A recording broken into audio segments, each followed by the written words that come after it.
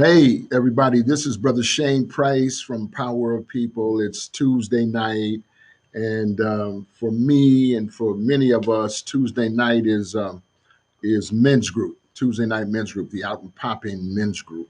Um, Tonight, we are grudgingly electing to have group virtually and as a part of a streaming process rather than have the group in the office as we normally do. Um, it's a sad occasion, really, for me that to experience with you this coronavirus that has attacked uh, our nation and other nations and wreaked warfare like havoc in our streets and in the streets of the communities around the world. Later, I'll be sharing with you a gentleman by the name of Dr. Abdul Alim Ali Mohammed, who has a really clear interpretation of exactly what the COVID 19 and COVID 20 really are, and some strategies for avoiding infection. So we're gonna share that with you later. But before we do, I wanted to go back to last week, and many of you had expressed so many different forms of emotion around last week's message, which had to do with relationships. Um, most of the feedback from it was good. In some cases, though, there were some of our members who had the message hit them so hard and that it created some drama in some ways and uh, some conflict and confusion in some ways that existed previously, but in some ways this released it into the atmosphere unexpectedly, and that caused a few issues. And I regret that. I regret that. Really, that's not our intent here at POP, is to cause harm. But the truth of the matter is, for us not to tell the truth is harmful in itself. So we believe that we were truthful in our discussion about relationships, and we're going to review that discussion just a bit, and then move on to talking a little bit about how we will go forward as a group and how to respond to COVID-19, COVID-20. Uh, First, however, we will have the reading of tonight's word from the Acts of Faith, uh, goes this way. Although the face of God is before all people, the fool cannot find. Uh, Dr. Maulana Karange, who is the creator of the African American holiday known as Kwanzaa. The creator asks very little of you. He asks that you seek the truth and speak it when you find it. He asks that you treat your brothers as you would be treated, forgiving what you need to be forgiven of. He asks that you honor your parents, discipline and value your children, trust and honor yourself as an expression of Him. When you look to anyone or anything as your road to God, you are on your way to being lost. Seek ye first the kingdom, and all things shall be added unto you. The kingdom is your heart, free of hate, greed, and lust. To find it, you must surrender your willfulness and listen to that voice with, I am one with God. The acts of faith for tonight. I want to talk a bit about willfulness. Willfulness is the word will. Will is um, an important strategy and defense mechanism that the human body possesses. Uh, though different individuals possess willfulness at different and varying degrees. For most of our population, we are men who have spent time, in some cases women too, who have spent time in incarceration. And during those times of incarceration, willfulness begins to operate as a survival skill or even a thriving skill. Willfulness is when, in spite of the rules, you're not to, you are willful enough to get through the rules and get done what you need to get done. In spite of your lack of education prior to incarceration, your willfulness allows you to press in on your GED or press in on post-secondary education or press in on even your college degree. Willfulness is that thing that you take control of when a CEO makes a comment to you that you feel threatened by, but you elect through your willfulness not to respond negatively to that comment, not to overreact, not to spoil the options of your release because of someone else's smart mouth or poor attitude. This is your willfulness that is operating on your behalf. Willfulness is the thing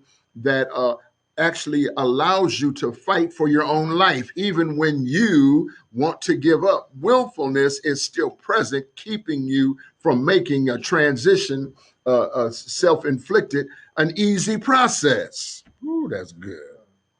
And so what happens with our willfulness, men, as we transition to the world, quite often our willfulness has become strong and set in its own way.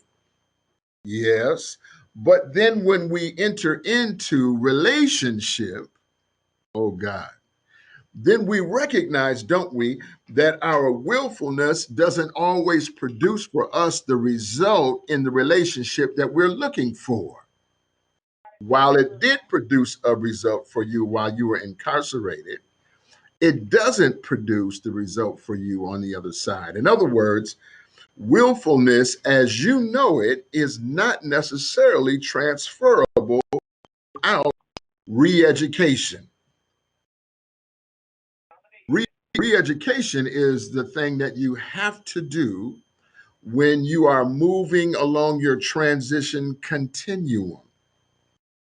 The first part of your continuum ought to be you becoming one with your God and yourself.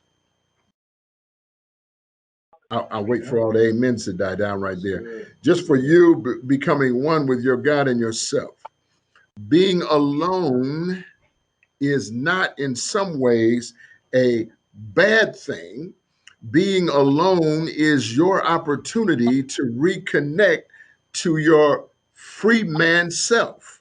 It's an opportunity for your willfulness to become, just sit down, to become um, uh, manageable in a free society, right?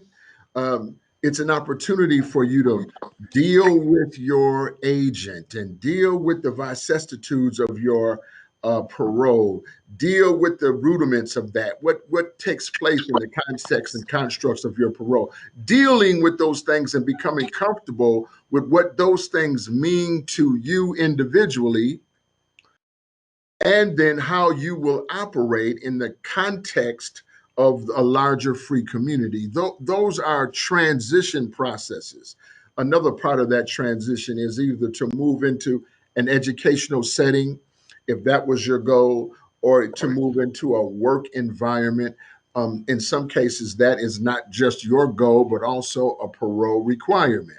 So that when you move into a work environment, your willfulness is not an antagonistic thing toward employees, other employees or other people who are asking you to do things um, that you care for the you, you didn't care for how they approached you, you didn't appreciate how you were being talked to. But you have to understand now you're not in the penitentiary anymore. You've transitioned out of the penitentiary. You still have your willfulness about you, but you're managing that willfulness in a way that allows you to produce a winning result for yourself, a winning result for yourself, a winning result for yourself. And this is really what we're interested in, is the winning. Say winning.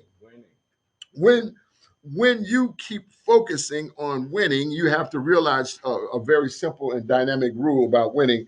Winners always win, but losers never do. Winners always win. They don't always have everything their way, but they refuse to roll over and surrender what they have to the opposition. And because of that refusal to surrender, they ultimately find another way to win. That's right. And the idea that winners always win becomes antagonistic and frustrating to you because you haven't been able to get over your willfulness in a way that only serves you and you alone. Oh my God. Mm-hmm. And so watch this now, as that correlates to your relationship. Men, I'm speaking to you specifically now. You want to get close. You want to be intimate. You want to express yourself. Listen to me. Oh wow. You want to express yourself um, lovingly. Wow. Watch this, men. Watch this. You want to touch her. You want to be close. Yes. You want to know her in some ways. Yes. She wants to know you. But watch this. Sometimes you will not understand that your touch really is driven by her reaction to it. Hmm. Your touch is something you imagine to be good, but it's your imagination. It's her reaction to your touch that lets you know whether or not your touch was any good. That's right. And so, in the context of that understanding, you recognize that you have to come down to a different place or rise up even to a better place of your willfulness, not self-serving in a way, but that allows for the dynamic of a relationship to be real and truthful, not someone that follows you wantonly because you're you, but rather someone who supports your you-ness and also you supporting her willness, her willness. And we know that now that Owsley just clicked on and switched on to the group. And this is a good message for Chris Owsley to get, because Chris, and we appreciate him, but Chris struggles with understanding how to manage a relationship, how to really manage that. And he would allow, in some ways, oh God, the relationship to take control of his thinking and thought life. It's unnecessary and improper for you to lose control of your thought life, Chris, or anyone else, because the truth of the matter is your thought life is your tool. It's your gifting. And watch this now. Watch this now. In order for you to be appreciated in a relationship, truly appreciated in a real relationship, that's what I'm talking about now. And I can go back and talk a little bit about just having intimate time with each other and moving on. See, and the struggle with us is that when we have that intimate time with each other, she moves in her corner and you move on to yours. You don't recognize that really is over. That's not necessarily your woman. And you're not necessarily her man. You were someone who served a purpose at a particular time, her for herself and you for yours.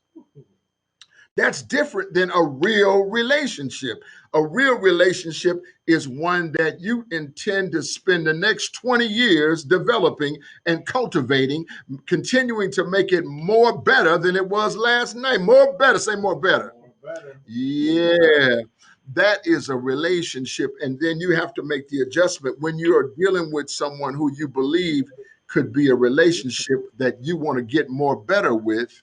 Then you have to make sure you recognize first that you are healthy enough to enter into that relationship, A, and B, that when you're in the relationship, you understand what it means to relate.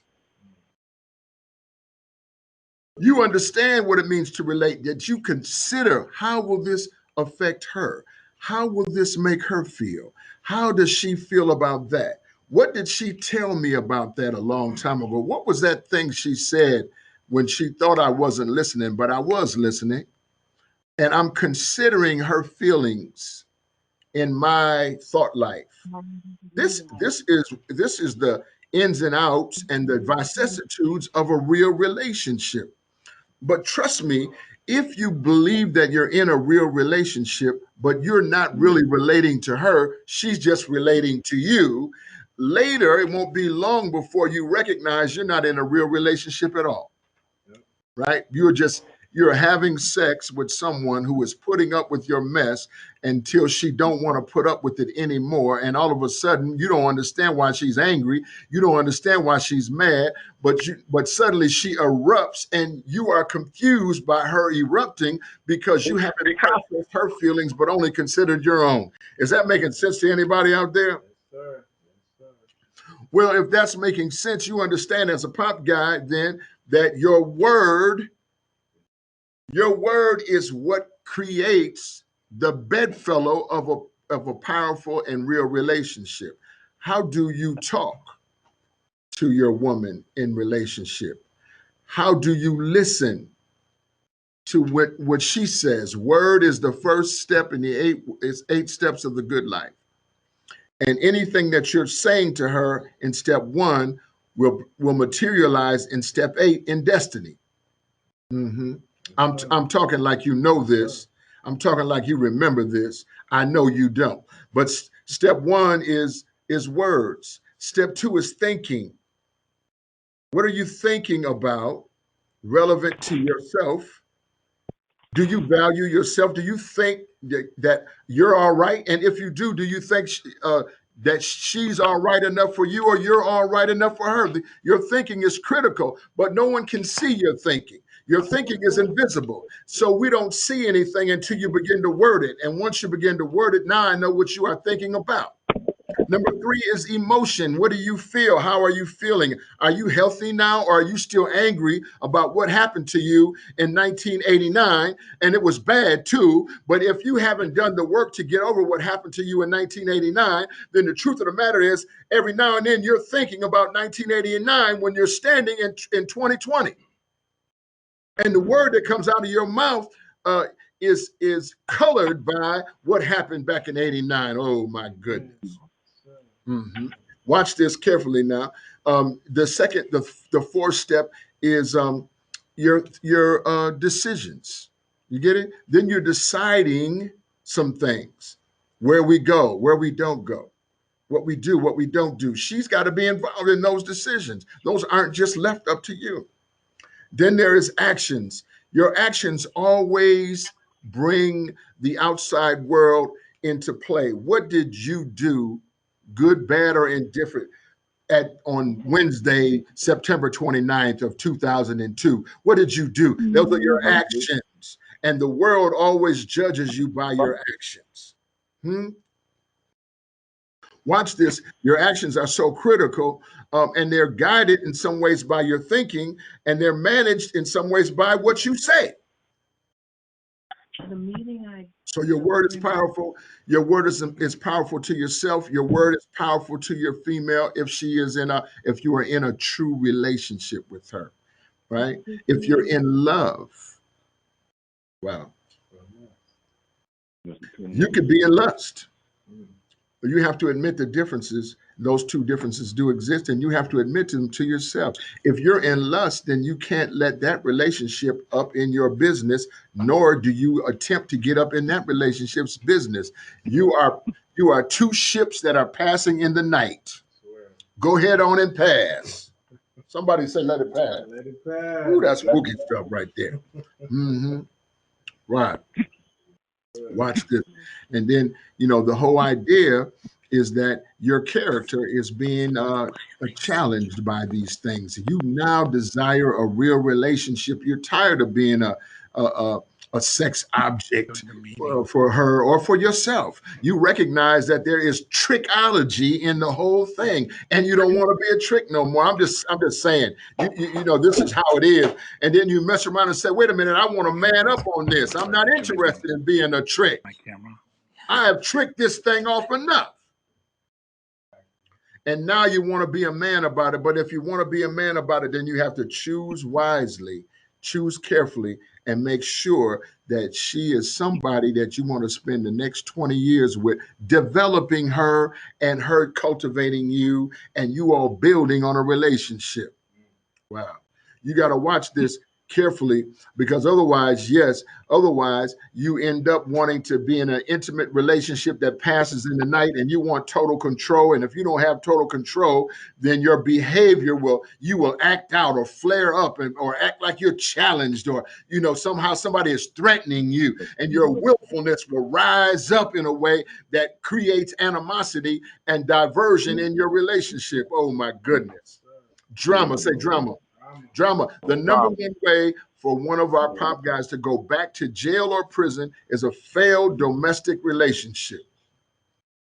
And if in a failed domestic relationship, you are not able to gather yourself up by your druthers, bring yourself into group or wherever you need to go to get the kind of help you need that soothes you and helps you get a fresh start, recalibrate, resituate yourself, reorientate yourself, your mind and your thinking and your physicality toward accomplishing your goals in life on the good foot. You want to get back on that good foot. You can't stay stuck in that same bed if you know you're not going anywhere. The relationship doesn't belong to you, and you want to be jealous. Now she's seeing somebody else. Woo! And you think they hitting your thing, but it never was your thing because you never put the proper investment into it to cause that relationship to really be one that was real or true to you. My goodness. As a matter of fact, I'm going to tell you one more thing. If you're in a relationship and you're not taking a real risk, then the relationship is not real. Because a real relationship is a risk. You have to set down all your issues, and you have to set down all your burdens and everything, and take a risk on real love. Mm-hmm. So when that happens, and it has happened for many of the pop guys that we have mentored over the last 15 years, many of our men are in marital relationships and are having children now, and are buying homes and such and much. And this, you think somehow they're somebody different than you, but you have forgot that they were sitting right in the same cell, just a tear down from yours, in the same institution that you were in, and that somehow they're somebody different than who you are. But that's just a lie from hell. The truth of the matter is, you can accomplish all these things in spite of the virus and all of these other things that we have confronting us and facing us. And today, you still have the ability to win, because winners always win and losers never do. Hey, Paul, how you doing? Yeah, we can hear you. Yeah. Now, how long was it off? It was off for a minute, Pop. Yeah, it's been off. About a minute, 2 minutes. Yeah, about 2 minutes. It's off. Yeah, so all right. Well, anyway, I'm so sorry. This is all this technology thing. You know how it does what it do. We're trying to be professional as we can about it. This is our first foray into this, and so you just have to be patient with us. But I want to move on in some ways from the relationship piece, at least for now. I mean, it's so many pieces to that, but for right now, I want to move into discussing with you the realities of COVID 2020, the virus COVID 2020. Now, The virus, as you understand, the flu is a virus, right? And the flu is a virus from a particular kind of family. COVID is another type of family virus, and you know, there's a natural creation of the COVID virus. COVID virus is normally created when man lives close to his food, right? And that creates a natural emoting of a virus. COVID 2020 that we're facing now is not that, but rather is something that has taken that piece and then added something to it man-made that causes it to be more deadly and more traumatizing and more lethal than anything we've known so far. And tonight, I want to share with you a doctor whose information I believe is so absolutely correct. And he speaks so clearly about what we are facing as a population where this COVID virus 2020 is concerned. I'd like for you to listen now to Dr. Abdul Ali Mohammed. It's just a short few minutes, but I would like for you to listen to Mr. Mohammed's analyses of COVID virus. All right, let's do it. Okay, coronavirus. Everybody's talking about coronavirus.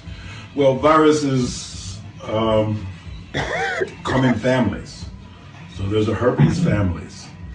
There's a coronavirus family. There's an influenza family of viruses. And so coronaviruses are generally considered to be animal viruses. When you look a little deeper, you find coronaviruses inhabit parasites that are in the bodies of animals. So therefore, in livestock industries, they have a big coronavirus problem because you can get things like feedlot fever among cattle, sheep, but especially pigs and other domestic animals that are not necessarily so clean. So that's a big problem. Coronaviruses infect animals. Sometimes you may get a human infection with coronavirus. That's somewhat rare. Some of the common colds that people have had are due to coronaviruses. Generally speaking, they have not proven to be extremely fatal. However, what we're dealing with now, the novel coronavirus, COVID-20, this is not a natural coronavirus. This is a genetically engineered, weaponized version of coronavirus that has been married to 4 genes from HIV and probably other genes from perhaps other viral pathogens. The short history is Dr. Lieber of Harvard University, the chief biomolecular scientist at Harvard University, dug up some frozen bodies from the tundra in Alaska. This was maybe 3 or 4 years ago, to investigate what killed them during the Spanish flu epidemic. He isolated that virus from 100 years ago and resurrected it, you could say. But found out that because of the frozen conditions over time, the virus had lost its infectivity. You may question, why would somebody dig up a virus that killed over 100 million people and brought an end to World War I? Well, you would have to ask Dr. Lieber that. But he did that, and then when the infectivity was not what he wanted, then he paired it with 4 genes from HIV and perhaps some other things. And now you have a highly contagious coronavirus that is infecting human beings. And not only from animal to human transmission, but now verified cases human to human transmission through the air. So you could say that this coronavirus 2020 is the descendant of the MERS virus, the Middle Eastern respiratory virus that killed many people in the Middle East, and the SARS virus that I think that goes back to 2003, 2004, that killed many, many people. Now, the SARS virus was the first indication to the Chinese people that someone was out to get them. The SARS virus was genetically engineered to infect Asian people, preferably. And the Chinese realized this. And so since that time, they have actually been on the defensive. Now, the question is whether this latest virus is also a bioweapon engineered to destroy people of Asian descent. And it seems to have another feature. It seems to preferentially infect men as opposed to women. Seems to be much more lethal in men than women. And even though it's considered to be a respiratory virus that causes a respiratory illness, the other interesting factor is that it seems to have a predilection for male testicles. And even in those that recover, the question is, will they be sterilized as after this COVID infection, even if they survive? Bill Gates, along with Dr. Lieber and Johns Hopkins University, conducted a simulation, computer simulation of a coronavirus outbreak, and they determined through computer simulations that such an outbreak would lead to the death of 65 million people. Now, the current experience in China with a 2.3% mortality rate shows that globally we could expect at least 165 million deaths from this virus. So what is it all for? I think it's for the purpose of slowing down the growth of China as a dominant economic, political, and economic power in the world. That is, of course, if it really is a bioweapon. If it's not really a bioweapon, it certainly has taken the U.S.-China trade war to another level. Trade war has become biological warfare, and people are being targeted with their lives. Part of the trade war, of course, was the controversy with a company called Huawei, the leaders in 5G technology. The center of 5G technology is China, and the center of 5G technology in China is Wuhan City, or Hubei, in Hubei province. And when they turned on or switched on the most potent 5G network in the world in Wuhan City, that's when the epidemic broke out. So there are scientists who think that there is an electronic component to what would otherwise just be a biological phenomenon. A virus is on the borderline of living things versus non-living things. It is protein wrapped around genetic material, either RNA or DNA. It is susceptible to electronic frequencies. Viruses can be activated by 5G 60 cycle frequency radiation that was turned on in Wuhan City and just coincidentally happened at the same time as a viral outbreak. Could there be a connection? One final point that I think the world should consider. From my point of view as a medical doctor, someone who knows a little bit about public health, I don't think that the Chinese government could be faulted in any way for their response to whatever happened, whether it was a natural phenomenon or whether it turns out to really be a bio attack. But their response to it was heroic and correct. They built 3 1,000-bed hospitals in a little more than a week. That is phenomenal. They provided hospital care for thousands of people who otherwise would have been left out in the cold to die. And so this is something to ponder. Is the United States capable of the same response, public health wise? Is Europe capable of the same response? Is Africa, is India, are the other nations, are Brazil and other nations in South America and throughout the world? Is Japan, Korea, are they capable of the same heroic, monumental public health measures undertaken by the Chinese, who seem, optimistically I'm speaking now, they seem to have contained the spread of the virus in China through these drastic means. But suppose you had the same level of infection in New York City or Los Angeles or Chicago or some other major city in Europe. as we now see in Italy and Spain and Germany, cases breaking out. Well, this is the tip of the iceberg. 80-some cases now in Long Island, New York, in Los Angeles, in Texas, and other places. People under quarantine. We don't know how many people are really infected because the CDC has only given a little more than 400 tests total. So if they're reporting 50 or 60 cases, that sounds like a small number, and it is, but you'd only tested 400 people. So how can you be sure about the total number of infections in the country? You can't be. So all precautions must be in order. Facial masks are not going too far.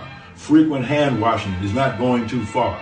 Avoiding contact with public surfaces is not going too far. Avoiding public gatherings is not going too far. We don't actually know the full characteristics of what we're dealing with, but we must take those things into consideration that we are learning, where these outbreaks are taking place throughout the world. A weak Clorox solution, a cap full of Clorox in a gallon of water, can be used as a disinfectant on surfaces. I use essential oils mixed in water, things like geranium, and other essential oils, eucalyptus, camphor. These essential oils mixed in water, sprayed in a house, will keep germs at bay. These are old-fashioned, traditional methods. I think the public health service in America is so decrepit and disabled that every American citizen should consider you're on your own, and you have to do what you can do to protect yourself and your family, because I don't think that the government agencies are going to be able. They're not equipped. The hospitals don't have the space to accommodate you, so you're going to have to accommodate yourself.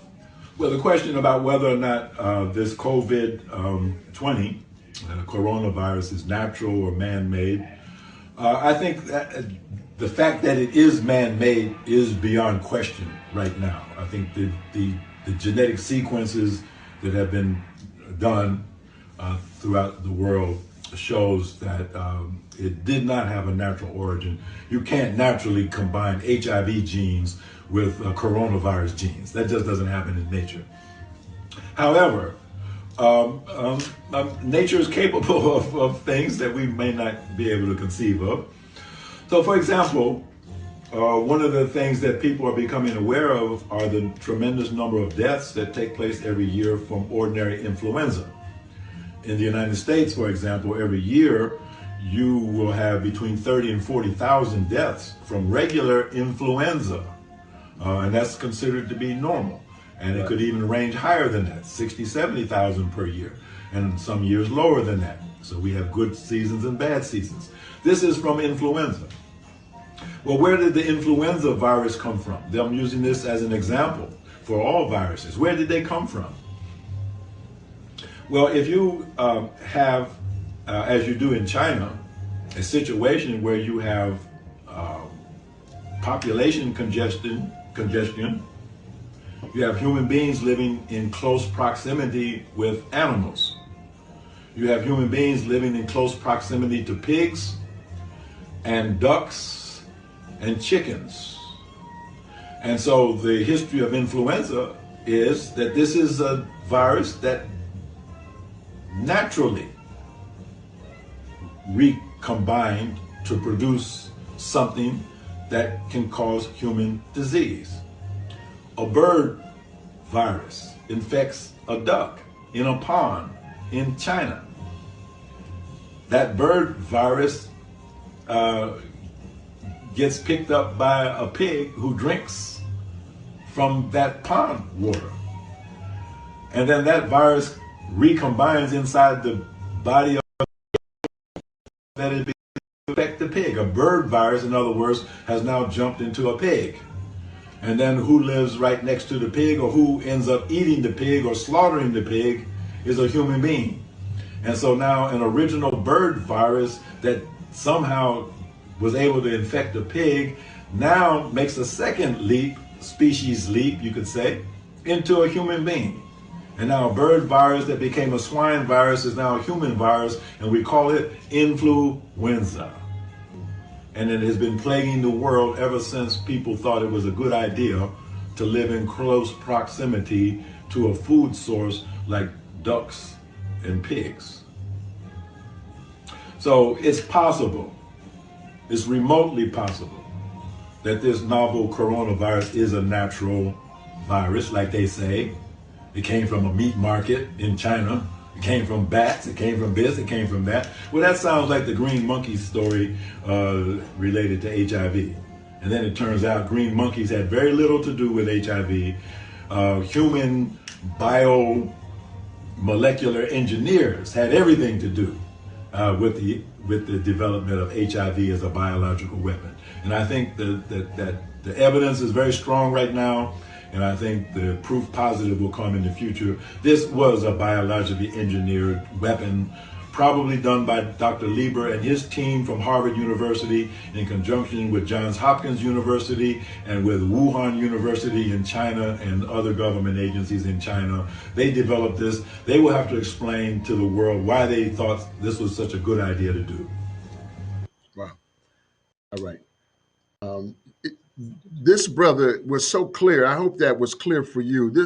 He has given, for my definition, my way of thinking, the clearest interpretation that I've heard thus far about the origin of coronavirus 2020. In other words, and just to go back and clarify, his preponderance is that it's impossible for HIV virus and coronavirus to come together on their own, that in fact, man had to flirt with this. And he identifies a doctor who was the one who kind of cornered this type of virus as Dr. Lieber from Harvard University. And so, I said, okay, let me just check some of this stuff out for myself. So I looked up Dr. Lieber from Harvard University, and I want to read to you some research that I found about Dr. Lieber, dated Tuesday, January 28th, 2020. This is a CNN report.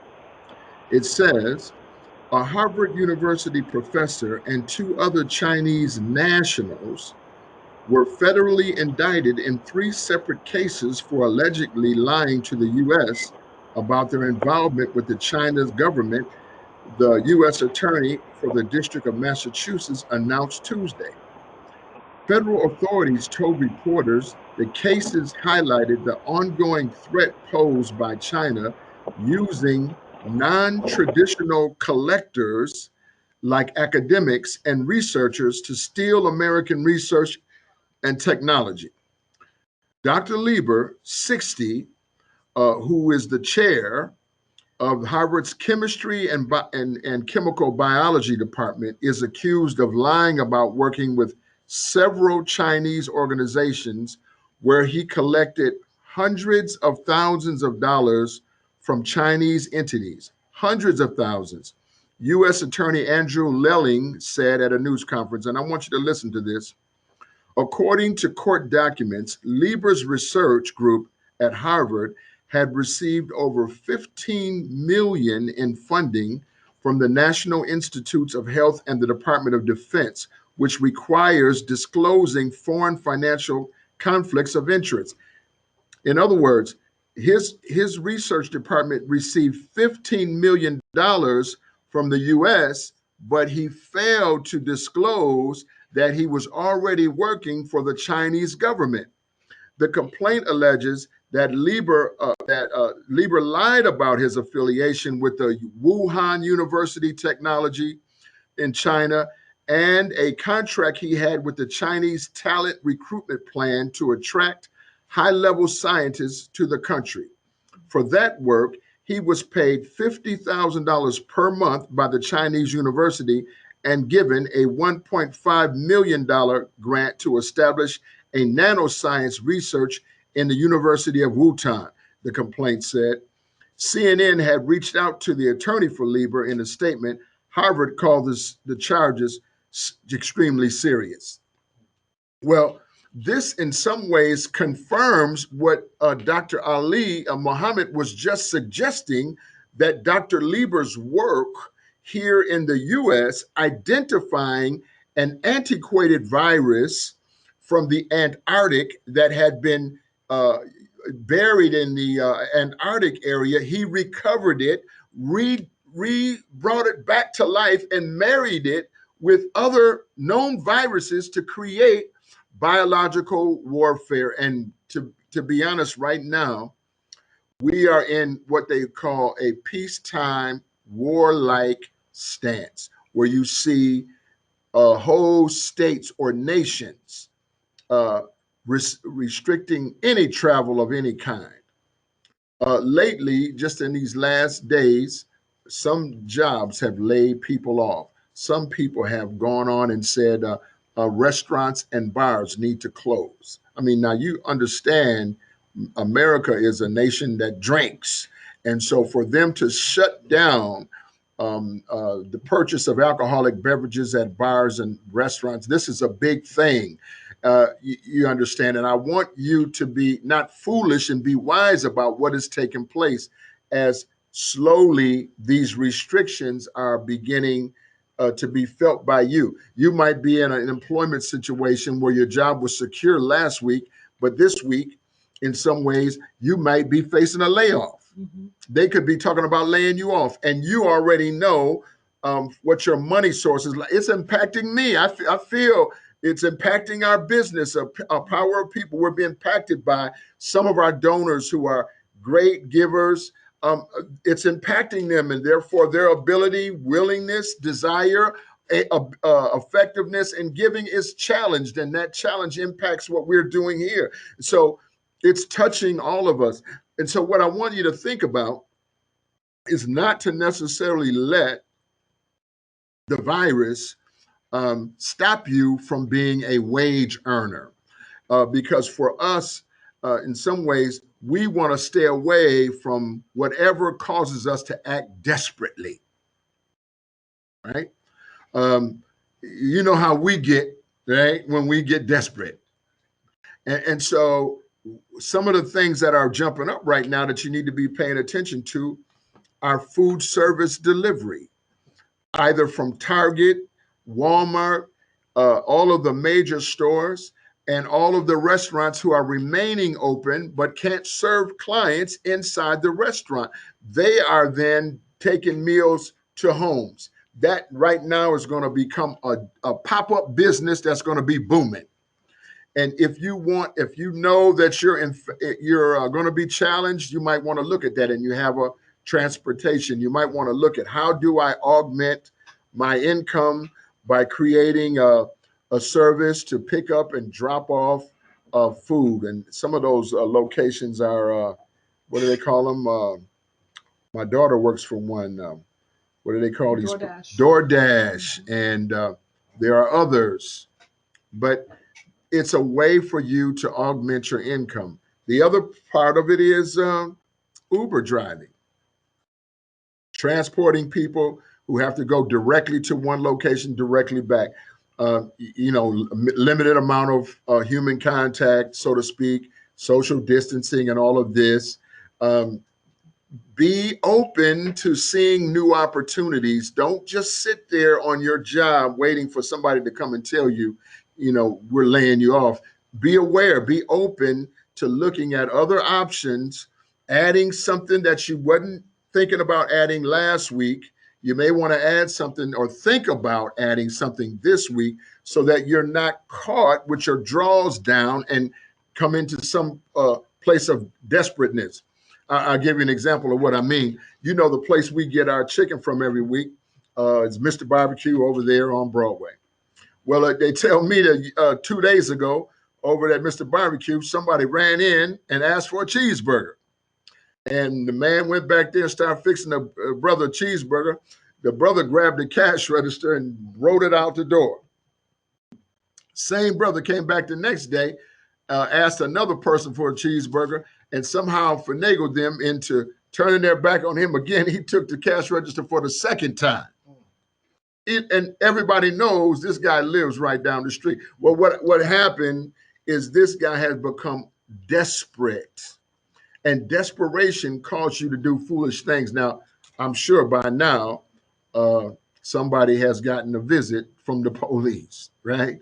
And so this is something that we want, of course, we want to avoid this. And this is why I'm talking about this a little bit for those people who are, um, who were paying your rent or paying your car note or paying your insurance or any of these things that are just domestic things that we need to do on a monthly basis. You just don't want to allow it to make you desperate. You want to be proactive and thoughtful as pop guys about what we're going to do with our time, because time is the real money. And so we want to make sure that we're using our time wisely. If you're out there, you're listening to us right now, let me just check and see who is out there. I know that Chris Owsley and them, and I think Willie Lloyd and them was over at the Pop House, and some other people were on. Eli, I guess, is on. That's great, man. Thank you for tuning in to us. We love you. Other people are on. I want to, I beg your pardon? Memphis is on, watching on the color TV. Boy, you sophisticated Negro. I love that, man, about you. Well, anyway,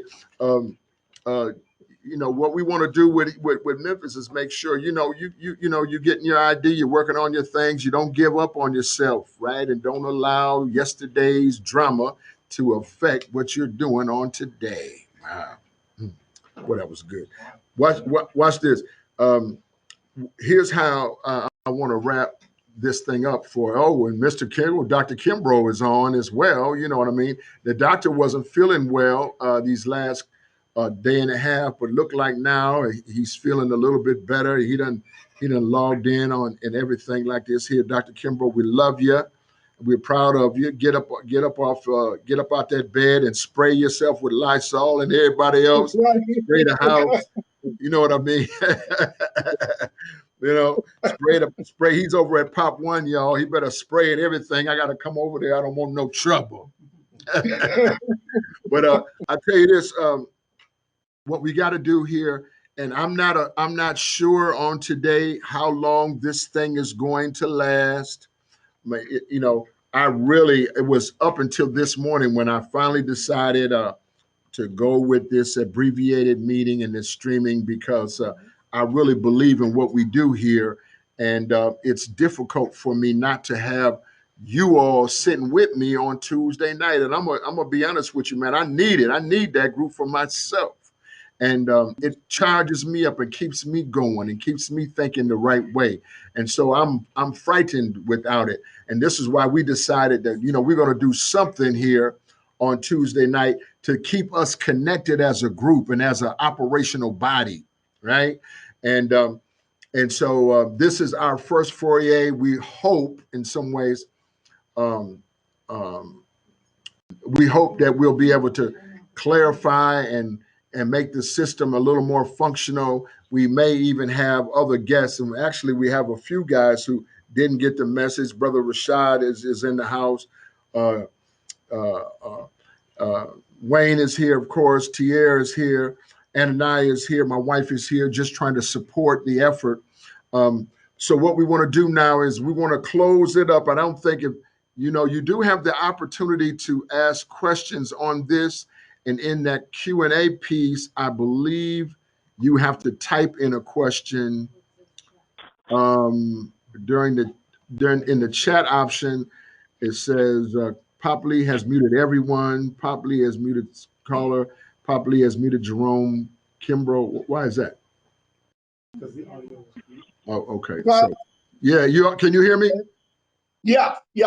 Okay. They can unmute themselves. So I think somehow you might have hit the mute button, or I don't know what. But now this is what I want to do and try to close this up.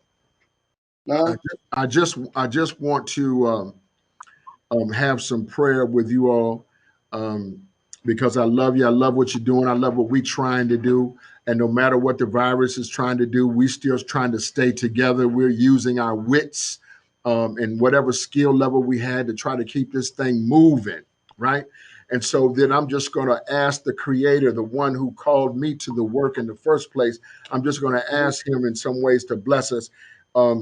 and please just bow your head as we go forward. Father, we thank you for every pop guy who's online right now.